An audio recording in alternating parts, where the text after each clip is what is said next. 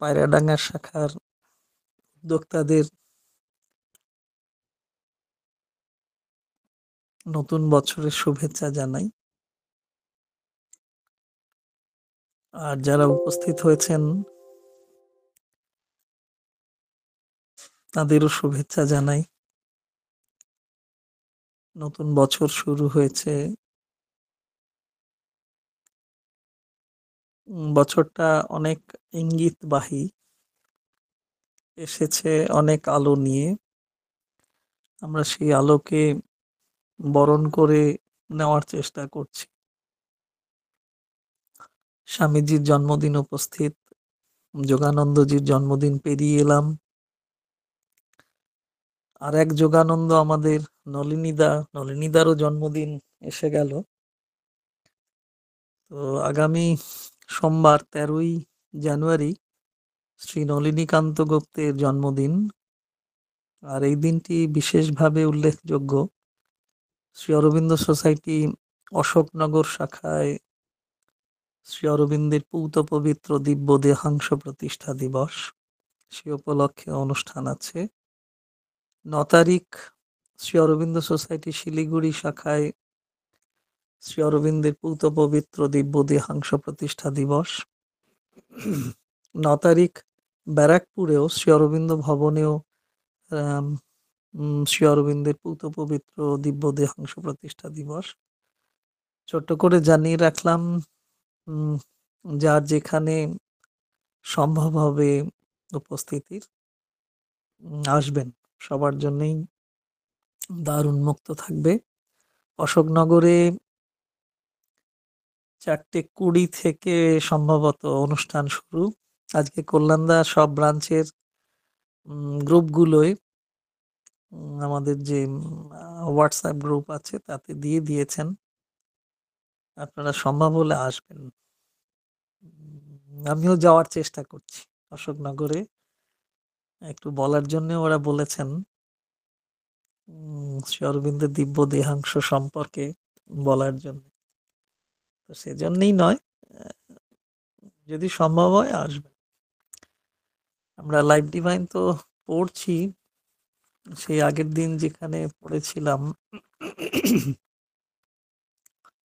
ওই সেন্টেন্সটা শুরুতেই সেই infinite indivisible existence all blissful in its pure self consciousness, এরকম একটা জায়গা ধরেছিলাম যে বিশ্বের মূলে কে আছেন, আছেন এক অখণ্ড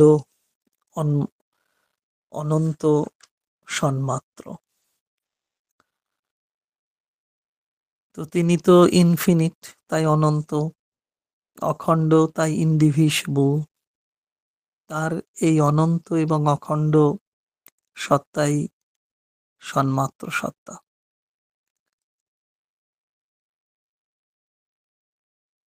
এরকম একটা জায়গা পড়তে পড়তে আমরা স্বামীজিকে আত্মসংবিত বলেছিলাম, শ্রী অরবিন্দকে আত্মসংবিত বলেছিলাম।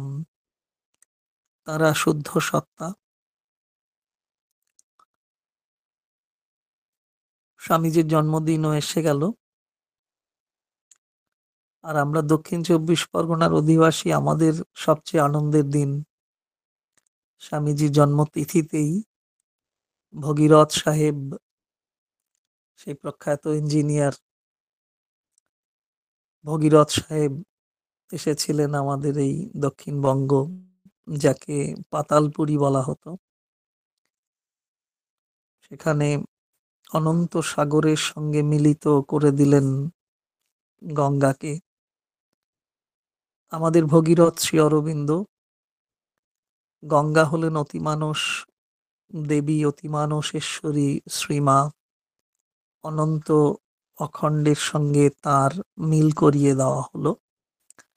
সেদিনও উপস্থিত, দলে দলে যাওয়ার শুরু হয়ে গেছে গঙ্গাসাগরে। আমরা কাছে থেকেও যেতে পারি না, দূর থেকে কত মানুষ চলে আসেন।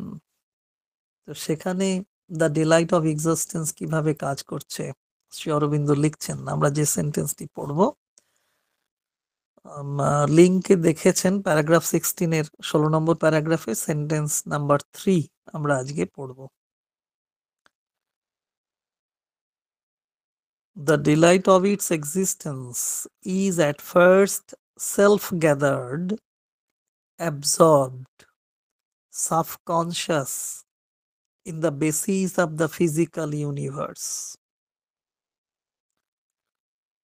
Then emergent in a great mass of neutral movement, which is not yet what we call sensation. Then further emergent with the growth of mind and ego in the triple vibration of pain, pleasure, and indifference, originating from the limitation of the force of consciousness in the form and from its exposure to shocks of the universal force, which it finds alien to it and out of harmony with its own measure and standard. Finally, the conscious emergence of the full Satchidananda in its creations by universality, by equality, by self-possession and conquest of nature. আমরা যেমন পড়ি ইংরেজি তারপরে বাংলা অনুবাদ শ্রীমত অনির্বাণের অংশটুকু পড়ছি। একটা অসম্ভব শব্দ একটা আসছে এখানে অনুবাদে, দেখব আমরা। শুদ্ধ সত্তার স্বতঃস্ফূর্ত আনন্দ প্রথমত সমাহিত, আত্মসংহৃত, জড় বিশ্বের ভূমিকা রূপে অবচেতন। তারপর সে আনন্দ উচ্ছ্বসিত হয়ে উঠল এক সমরস পরিস্পন্দের বিপুল উচ্ছ্বাসে। তাকে তখনও ইন্দ্রিয় সংবেদন বলতে পারি না। তারও পরে মন ও অহংয়ের উন্মেষ এবং উপচয়ে সুখ দুঃখ উপেক্ষার ত্রিতন্ত্রীতে বেজে উঠল সে আনন্দ ঝঙ্কার। যখন ঘটে ঘটে সংকুচিত চিৎশক্তি বিশ্বব্যাপিনী মহাশক্তিকে অনাত্মীয় ও নিজের সীমিত সাধনার প্রতিকূল ভেবে শিউরে উঠল তার অভিঘাতে। অবশেষে ঘটল অখণ্ড সচ্চিদানন্দের নিত্য চেতন আবির্ভাব তাঁর আত্মবিভূতিতে। সর্বাত্মভাবের সংবেদনে সামরস্যের সম্ভোগে স্বপ্রতিষ্ঠার মহিমায় স্বীয়া প্রকৃতির অবষ্টম্ভে। এই শব্দটির কথাই বলছিলাম। অসম্ভব প্রয়োগ একটা, অবষ্টম্ভে এই শব্দটি। আমরা চেষ্টা করব অবষ্টম্ভ অবস্তব্ধ এ বিষয়ে আলোচনা করার। সাধারণত অবষ্টম্ভ বলতে আমরা এরকম বুঝি যে নিজের আয়ত্ত বস্তুতে আত্মশক্তির সঞ্চার। প্রথমে তো আমরা অর্জন করি, কিছু আয়ত্ত করি, কোনো শক্তিকে, কোনো চেতনাকে, কোনো জ্যোতিকে বা কোনো বস্তু। তো সেই যা কিছু আয়ত্ত করি, অর্জন করি, তাতে আত্মশক্তির সঞ্চার হচ্ছে কিনা, হলে তাকে অবষ্টম্ভ বলা হয়। যাই হোক, আমরা শুদ্ধ সত্তা সম্পর্কে পড়ছিলাম আগে। সেই শুদ্ধ সত্তার স্বতঃস্ফূর্ত আনন্দ প্রথমত লুক্কায়িত থাকে, আত্মসংহৃত থাকে। অর্থাৎ কি বলবো, যে শুদ্ধ সত্তার আনন্দটাও, যে আনন্দ তাও যদি আনন্দতাই বলি, আনন্দিত ভাব বলি, শুদ্ধ সত্তার আনন্দ একটা সত্তা আছে, আনন্দ ভাব আছে। সেটি কেমন? না শুদ্ধ এবং স্বতঃস্ফূর্ত। তাহলে শুদ্ধ সত্তার যে প্রকাশানন্দ, আনন্দের যে প্রকাশমালা, তা অবশ্যই শুদ্ধ এবং স্বতঃস্ফূর্ত। অর্থাৎ তা প্রাণিক উচ্ছ্বাসে ভরপুর নয়। দিব্যানন্দ রয়েছে তার মধ্যে। তাই শুদ্ধ সত্তার আনন্দ শুদ্ধ এবং স্বতঃস্ফূর্ত। তাকে কেউ জোর করে সেই আনন্দের বহিঃপ্রকাশ করাতে পারে না। তিনি নিজে নিজেই সেই শুদ্ধ আনন্দের প্রকাশ ঘটান। সে আনন্দের উচ্ছ্বসিত প্রকাশ নেই। সে আনন্দ নীরব, শান্ত, প্রশান্ত, সমাহিত। বরং বলা যায় সে অনেকটাই আত্মমুখ। বাইরের দিকে মুখ নয়, বহির্মুখ নয়। সে আত্মমুখ, সে আনন্দ। সে আনন্দ একাগ্র, তাই তাকে সমাহিত বলতে পারি। প্রগল্ভ বাচালতা সেখানে কম। জড় বিশ্ব সেই আনন্দকে প্রকাশ করতে পারে না। এই যে বিশ্বভূত হয়ে আছি আমরা, কসমিক যে কনসাসনেস রয়েছে আমাদের, আমরা যে কসমিক বিশ্বভূত হয়ে আছি, সেই বিশ্বসত্তা, সেই জড় বিশ্ব, সেই ফিজিক্যাল ওয়ার্ল্ড, সেই আনন্দকে, সেই ব্লিসকে যথাযথভাবে প্রকাশ করতে পারে না। তার মধ্যে বাচালতা আছে, প্রগল্ভতা আছে, কিন্তু শুদ্ধ সত্তার এই আনন্দ আত্মমুখ, একাগ্র, সমাহিত। তাই আমাদের জড়বিশ্ব সেই তার প্রগল্ভ বাচালতা দিয়ে একাগ্র, সমাহিত শুদ্ধ সত্তার আনন্দকে যথাযথভাবে প্রকাশ করতে পারে না। তবে এটাও বলা হয়েছে এখানে যে বিশুদ্ধ আনন্দ জড় বিশ্বে অবচেতনার স্তরে থাকে। The delight of its existence is at first self-gathered, absorbed, subconscious in the basis of the physical universe. বলেই দিচ্ছেন স্পষ্টত যে অবচেতন ভাবে থাকছে, তার প্রকাশ নেই। আবার একেবারেই যে সে অপ্রকাশ তাও নয়। এই যে মধ্য একটা গতিসম্পন্নতা আমরা বিশ্ব সংসারের এই বিশ্বভূততার মধ্যে লক্ষ্য করছি।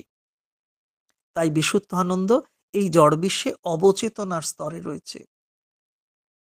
তার পরিপূর্ণ প্রকাশ হয়নি, আবার একেবারে তিনি অপ্রকাশও নন। আমরা অনুভব করছি সেই আনন্দ ধারাকে। অথচ তাকে প্রকাশ করতে পারছি না, যেহেতু আমি এই জড় বিশ্বের প্রগল্ভতার মধ্যে রয়েছি।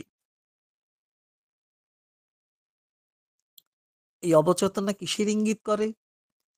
এই অবচেতনা থাকে প্রাথমিক পর্বে, প্রাথমিকতার পর্বকে ইঙ্গিত করে এই অবচেতনা। অর্থাৎ আছে, আছে। তার প্রকাশ না থাকলেও তার উপস্থিতি আছে। আর যত আমরা এগোবো, পর্ব থেকে পর্বান্তরে চলতে, চলতে, এগোতে, এগোতে এতদিন যে আনন্দ অবচেতনভাবে আবছা ছিল, অপ্রকাশ বা অর্ধপ্রকাশ ছিল, সেও সেও ক্রমে উচ্ছ্বাস প্রকাশ করতে সক্ষম হয়। কিন্তু উচ্ছ্বাস থাকে, যেহেতু বিশ্বগত জড়বিশ্বের অধিবাসী আমরা। এতদিন যে আবছা ছিল, অপ্রকাশ ছিল, অর্ধপ্রকাশ ছিল, সে ক্রমে প্রকাশ পেতে সক্ষম হয় কিভাবে? তার উচ্ছ্বাসের মধ্য দিয়ে প্রকাশ ও ধারা, ওই যে তার প্রকাশ আছে, কিন্তু পুরোপুরি প্রকাশ হয় না। আর আমরা যেহেতু প্রগল্ভ, জড়বিশ্বের সঙ্গে যুক্ত হয়ে আছি, আমাদের প্রকাশের মধ্যেই উচ্ছ্বাস থাকছে। কিন্তু তবুও সেই উচ্ছ্বাস ইন্দ্রিয়ের অনুভূতিতে ধরা পড়ে না। আমরা সাধারণত ইন্দ্রিয়ানুভূতি দিয়েই সবকিছুকে বিচার করতে যাই, জড় বিশ্বের অন্তর্গত বলে বা তার সঙ্গে তার উপরে আছি বলে। কিন্তু এমন আনন্দ, যে আনন্দ জড় বিশ্বের মধ্যে অবচেতন ভাবে রয়েছে, একেবারে অপ্রকাশ নয়, প্রকাশ ধারা আছে, অথচ পরিপূর্ণভাবে প্রকাশ হয়নি, তাকে যখন আমরা ধাপে ধাপে প্রকাশ করতে চাইছি, উচ্ছ্বাসের মধ্য দিয়ে ধরা দিচ্ছে। কিন্তু সাধারণত আমাদের যে উচ্ছ্বসিত আনন্দ, উচ্ছ্বাস প্রকাশ করি, তা ইন্দ্রিয় দিয়ে অনুভব করি। কিন্তু এই যে শুদ্ধ সত্তার জড়বিশ্বে অন্তর্গত অবচেতন আনন্দ ধারা, তা ইন্দ্রিয় দিয়েও অনুভব করা যায় না। অর্থাৎ ইন্দ্রিয়ের ঊর্ধ্বে কিছু দিয়ে অনুভব করতে হয়। সাধারণ ইন্দ্রিয় দিয়েও এই আনন্দের উচ্ছ্বাসটুকু প্রকাশ করতে পারছি না। অর্থাৎ শুদ্ধ সত্তার আনন্দের প্রকাশটুকুকে আমরা ধরতে পারছি না আমাদের ইন্দ্রিয় দিয়ে। কি অসম্ভব সুন্দর সুন্দর কথাগুলো! বলা হয়তো সহজ হচ্ছে, কিন্তু সেটা সাধন ক্ষেত্রে প্রত্যক্ষ মার্গে কতটুকু তাকে উপলব্ধির মাত্রায় নিয়ে আসতে পারবো, ধরা দেওয়ার জন্য তিনি অপেক্ষা করছেন। আমরা আমাদের সীমিতির জন্য, ক্ষুদ্রতার জন্য হয়তো ধরতে পারছি না, হয়তো কেন নিশ্চিত। এইভাবে চেতনা বিবর্তন চলতে থাকে। আনন্দও ক্রমে নীরব থেকে খানিক খানিক সরব হয়। ওই যে আত্মমুখ ছিলেন, অবচেতন হয়েছিলেন, একেবারে জড়বিশ্বের ভূমিকা রূপে ছিলেন অবচেতন হয়ে, সেই আনন্দ, অর্থাৎ তিনি আমাদের সাধনায় ধরা দিচ্ছেন, সাধক সাধিকা উপলব্ধি করবেন। একসময়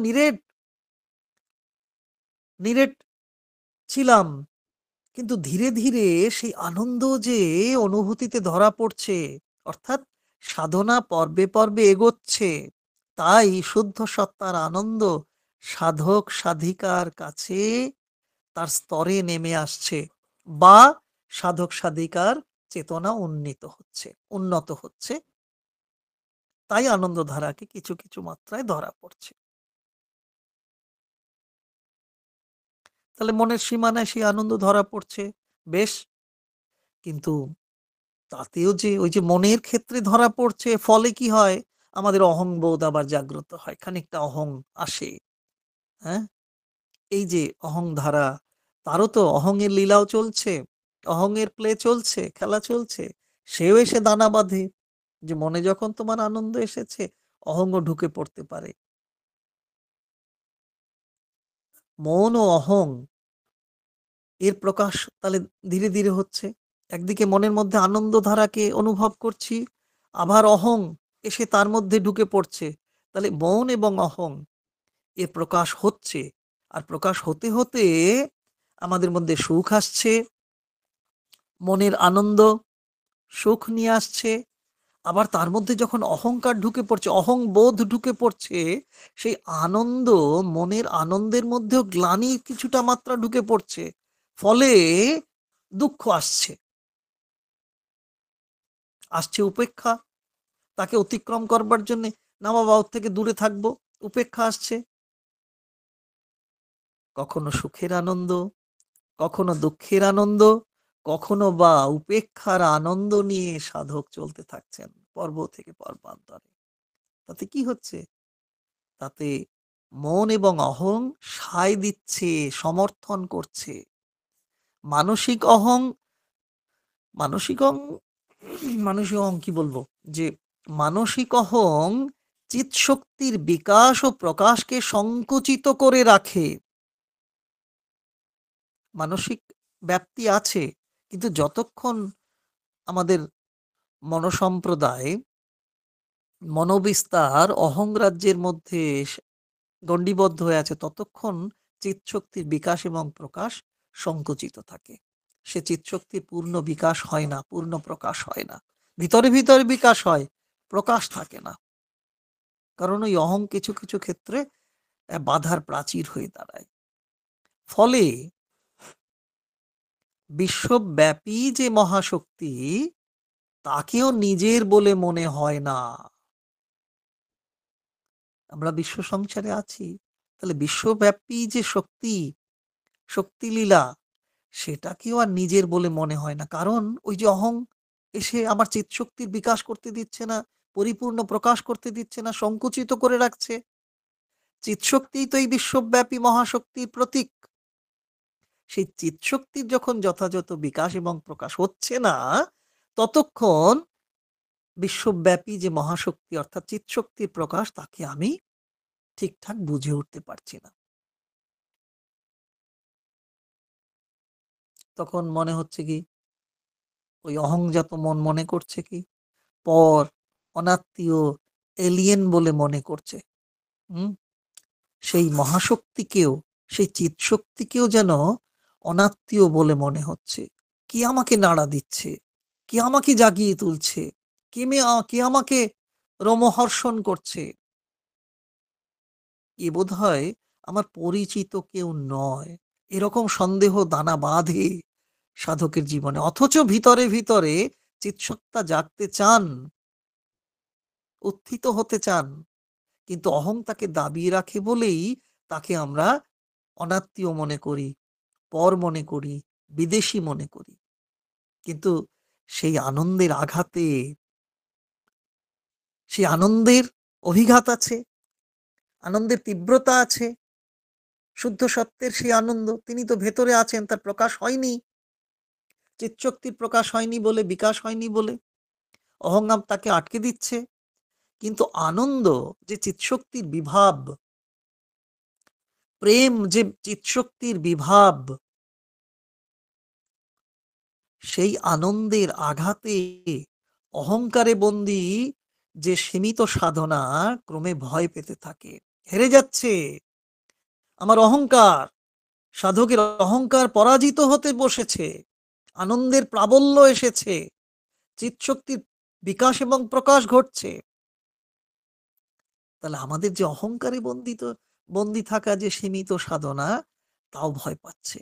অর্থাৎ দুরু দুরু বক্ষে সে আটকে উঠছে যে এই বুঝি চিৎশক্তির প্রকাশ ঘটল, আনন্দ ধারা আমার ভুবন কি গ্রাস করলো। এইভাবে চলতে চলতে এইভাবে চলতে চলতে সচ্চিদানন্দ পূর্ণের সম্যক প্রকাশ ঘটে, অঙ্কুরোদ্গম ঘটে। ছোলা ভিজিয়ে রাখলে অঙ্কুরিত হওয়ার বিষয়টা যদি আমরা দেখতে থাকি, কিভাবে সে প্রকাশিত হচ্ছে, অঙ্কুরিত কিভাবে হচ্ছে, তো এই সচ্চিদানন্দের প্রকাশ আর অঙ্কুরোদ্গম আলাদা কিছু নয়। তাহলে সচ্চিদানন্দের পূর্ণের সম্যক প্রকাশ ঘটছে ধাপে ধাপে। তখন সে তার নিজস্ব শক্তি, দীপ্তি এবং জ্যোতিতে ভাস্বর। সাধক নিজেই বুঝতে পারছেন না, সাধিকা নিজেই বুঝতে পারছেন এ কোন আলো। আবার এক সময় অন্তর্বাণী হয়, তিনি উপলব্ধি করেন এ যে আমার ভিতরের আলো, আমি সহসা আমারে চিনেছি, আমার খুলিয়া গিয়াছে সব বাঁধ। সাধক মনে করেন, তার উপলব্ধি হয়। তখন কারোর উপর তাকে নির্ভর করতে হয় না। প্রকৃতিকে এই চেতনায় সে জয় করে, আসে সমতা, নিজের আয়ত্ত বস্তুতে আত্মশক্তির সঞ্চার হয়। আমার এই দেহাধারে সব উপকরণ রয়েছে, মা বলছেন, কিন্তু এতদিন আত্মশক্তির অর্থাৎ চিৎ শক্তির, শুদ্ধ সত্তার আনন্দের সঞ্চার হয়নি। তাই আমি ওই ওই যে শব্দটি, অবস্তব্ধ হতে পারিনি। আমার প্রকৃতির অবস্তম্ভ কখন কখন হবে? যখন নিজের অধিগত শক্তির মধ্যে আত্মশক্তির সঞ্চার হবে। আমি যদি বুঝতেই না পারলাম আমি শ্রী ভগবান, আমি ভগবান, তাহলে সেই তত্ত্বমসি তত্ত্ব যদি আমরা বুঝতে না পারি, তিনিই আমি, তা যদি না বুঝি, তাহলে আমাদের হবে না। তবে হচ্ছে। এই যে ধাপে ধাপে শ্রী অরবিন্দ বলে দিচ্ছেন যে আমরাও ক্রমে নিজের আয়ত্ত বস্তুতে আত্মশক্তির সঞ্চার হচ্ছে, সেটা উপলব্ধি করছি। তাহলে এটা বিবর্তন, অধ্যাত্ম বিবর্তনের কথা বলছেন শ্রী অরবিন্দ। সেই জন্য দেখুন এই প্যারাগ্রাফের লাস্ট সেন্টেন্সটা বলছেন কি, ছোট্ট করে বলে দিচ্ছেন, কনক্লুশন পার্ট যেন, this is the course and movement of the world. বলে দিলেন যে এই যে ধাপে ধাপে উত্তরণের কথা তিনি বলে দিলেন, this is the course and movement of the world. এই হলো জগৎ পরিণামের ধারা। এইভাবেই জগতের পরিণাম হতে থাকে ধাপে ধাপে। আর সেই স্তর বিস্তৃত হয় আমাদের জীবনধারায়, সাধন জীবনে, অনুশীলনে, প্র্যাকটিসের মধ্য দিয়ে। এ হচ্ছে অধ্যাত্ম বিবর্তন। বিবর্তন এগিয়ে নিয়ে চলে, বিবর্তন তো সবসময় এগিয়ে নিয়ে চলে। বিবর্তন ধারা বা জগৎ পরিণামের ধারা অগ্রগতি বা প্রগতির ধারাকে একেবারে সর্বোচ্চ সীমায় পৌঁছে দেয়। পরমায়ু দিয়ে বাঁধা যে জীবন, আমাদের যে জীবন, পরমায়ু দিয়ে তো গণ্ডিবদ্ধ, গণ্ডি কেটে দেওয়া হয়েছে পরমায়ু দিয়ে। তা সেই পরমায়ু দিয়ে বাঁধা যে জীবন, তাতে অর্থাৎ সেই সময়সীমায় আমরা অনেক সুফল অর্জন করি। এমনকি তার সঙ্গে যুক্ত হয় সঞ্চিত এবং প্রারব্ধ কর্মের সুফল। এই জন্মের ঠিক আগের জন্মের কৃতকর্ম প্রারব্ধ বলে পরিচিত, আমরা জানি। এবং বিগত জন্মের, আমরা লাস্ট যে জন্ম নিয়েছি তার আগের যে জন্ম, আগের আগের যে জন্ম আমাদের যা হয়েছে, অন্তত সে বিষয়ে আমাদের যে বিশ্বাস, তার কর্মফল হলো সঞ্চিত কর্ম। তা এই তিন, অর্থাৎ এই সঞ্চিত, প্রারব্ধ এবং বর্তমান জন্মের মোট কর্মফল আমরা অর্জন করি, তাই তো? তার সঙ্গে আত্মশক্তির সঞ্চার হয়, তবে তো আমাদের বিবর্তনের একটা পূর্ণতা আসে।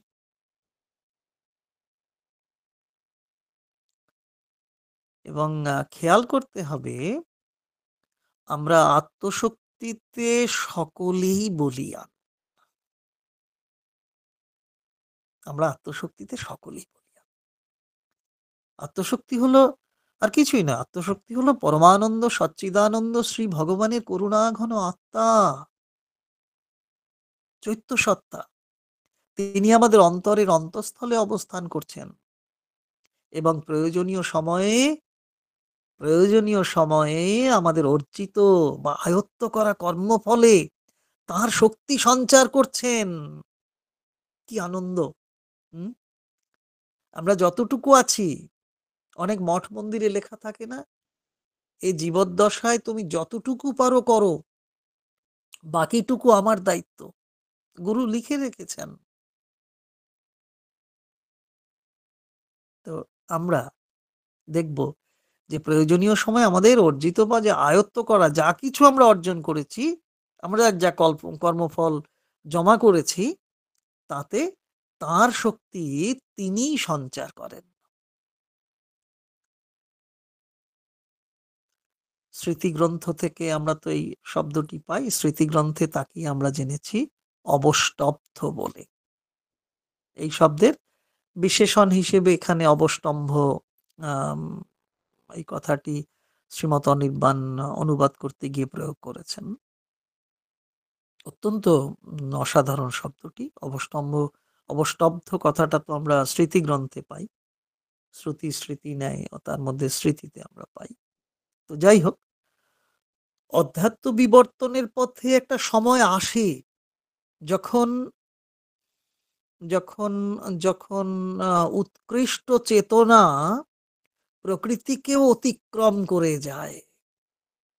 দেখুন শ্রী অরবিন্দ কোন জায়গাটা আমাদের ধরিয়ে দিচ্ছেন বিবর্তন ধারার পূর্ণতার কথা বলতে গিয়ে, যে অধ্যাত্ম বিবর্তনের পথে একটা সময় আসে, নিশ্চিত করে আসে, যখন উৎকৃষ্ট চেতনা প্রকৃতিকেও অতিক্রম করে যায়। অর্থাৎ আমরা যে বাহির প্রকৃতির দাসত্ব করি, সেই বাহির প্রকৃতির প্রভাব কাটিয়ে সেই চেতনা আত্মশক্তির প্রভাবে প্রভাবিত হয়। ছেলে বা মেয়ে বড় হয়েছে, আমরা গল্প করি, 18 বছর বয়স হলেই ভোটার লিস্টে নাম ওঠে। স্বাধীনতা এসেছে, এতদিন বাবা মায়ের নির্দেশেই সবকিছু নির্বাচন করতো ছেলে বা মেয়ে। ভোটার লিস্টে নাম উঠে গেলে তার মানে কি, না তারা এখন আত্মশক্তিতে বলীয়ান। নিজে নিজেই কোন প্রার্থীকে ভোট দেবে সেটা সে নির্বাচন করার একটা ক্ষমতা তার এসেছে, তাই না? তা অধ্যাত্মবাদের এই বিবর্তন ধারায়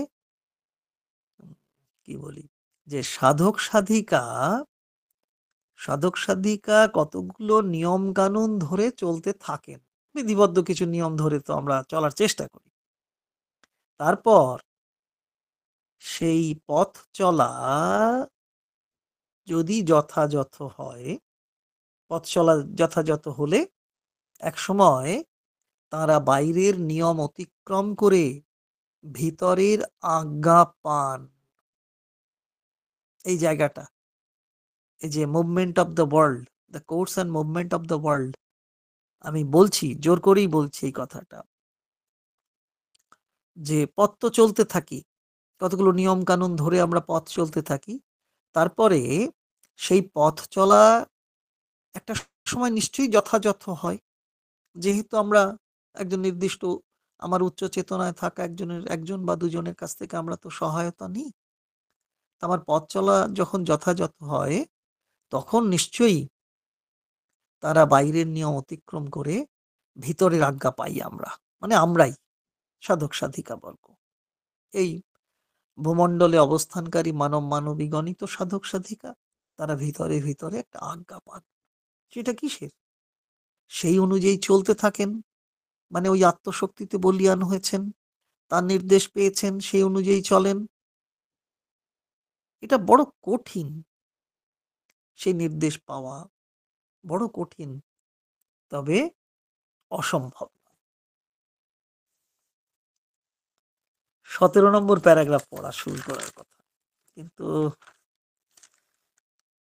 কথা তো অনেক বলে ফেললাম, থাক, আর শুরু করব না, সময় হয়েই এসেছে। তো সেন্টেন্সটা একটু পড়ি, শ্রী অরবিন্দের লেখাটুকু একটু বলি। যে 17 নম্বর প্যারাগ্রাফ এইভাবে শুরু হচ্ছে, প্যারাগ্রাফের প্রথম সেন্টেন্সটা শ্রী অরবিন্দ এইভাবে শুরু করছেন। আমরা তো this is the course and movement of the world, অধ্যাত্ম বিবর্তনের কথা পড়তে গিয়ে আমরা একটা জায়গায় দেখলাম যে আমরা নিয়মিতভাবে সাধন প্রক্রিয়া চালাতে চালাতে সেটা যখন যথাযথ একটা পর্যায়ে পৌঁছবে, তখন আমরা আত্মশক্তিতে বলীয়ান হব। আমার অন্তরস্থ যে আত্মশক্তি, চিৎশক্তি, শ্রী ভগবান সচ্চিদানন্দ শক্তি, সেই শুদ্ধ সত্তার শক্তি আমাকে নির্দেশ দেবেন, আমি তা শুনতে পাবো, বুঝতে পারবো এবং সেই অনুযায়ী চলবো। এটা কঠিন হলেও অসম্ভব নয়। এরকম একটা অধ্যাত্ম বিবর্তনের কথা পড়লাম এই পর্যন্ত, 16 নম্বর প্যারাগ্রাফ পর্যন্ত। 17 নম্বর প্যারাগ্রাফের ফার্স্ট সেন্টেন্সটা শ্রী অরবিন্দ এইভাবে বলছেন, আমি একটু পড়ে নিই, সময়টা শেষ হয়ে যাবে। If it then be asked, এখনো প্রশ্ন যদি থাকে, বলা যদি কিছু থাকে, if it then be asked, আমরা তো প্রশ্ন করতেই পারি, why the one existence should take delight in such a movement? The answer lies in the fact that all possibilities are inherent in its infinity, and that the delight of existence in its mutable becoming, not in its immutable being, lies precisely in the variable realization of its possibilities. বাংলাটুকুও পড়ে দিই, পরের দিন চেষ্টা করব একটু আলোচনা করার। যদি প্রশ্ন হয়, প্রশ্ন তো আছেই আমাদের, যদি প্রশ্ন হয় যিনি একমেবাদ্বিতীয়ম সৎস্বরূপ, এই বিশ্ব পরিণামে তার আনন্দ কেন? তিনি তো এক, তাহলে তার আনন্দ কেন? আবার প্রশ্ন উঠতে পারে। তার উত্তরে বেদান্ত, তিনিই তো সর্বময়, তাহলে তার আবার আনন্দ নিরানন্দ এইসব ব্যাপার আসছে কেন? তার উত্তরে বেদান্তি বলবেন, বৈদান্তিক, একদম পরিষ্কার বেদান্তির কথাই বলছেন শ্রীমত নির্বাণ। উত্তরে বেদান্তি বলবেন, আনন্দই যার স্বরূপ, তার মধ্যে তো সমস্তই সম্ভাবিত, আর সম্ভূতির বিপরিণামেই হোক অথবা অসম্ভূতির অপরিণামেই হোক, তার সদ্ভাবের যে আনন্দ, সে তো সার্থক হবে নিখিল সম্ভাবনার চরিতার্থতাতেই। চেষ্টা করব পরের সপ্তাহে আলোচনা করার। সবাই খুব আনন্দে থাকুন, ভালো থাকুন, আর পড়ুন, শ্রী অরবিন্দ পড়তে থাকুন। জয় মা, জয় শ্রী অরবিন্দ, জয় হোক আপনাদের। খুব ভালো লাগলো সুধীনবাবু বক্তব্য। নমস্কার জানবেন। দাদা নমস্কার, আপনি ছিলেন, আমি খেয়াল করিনি। ভালো থাকুন, ভালো থাকুন। আচ্ছা, ভালো থাকবেন। ধন্যবাদ।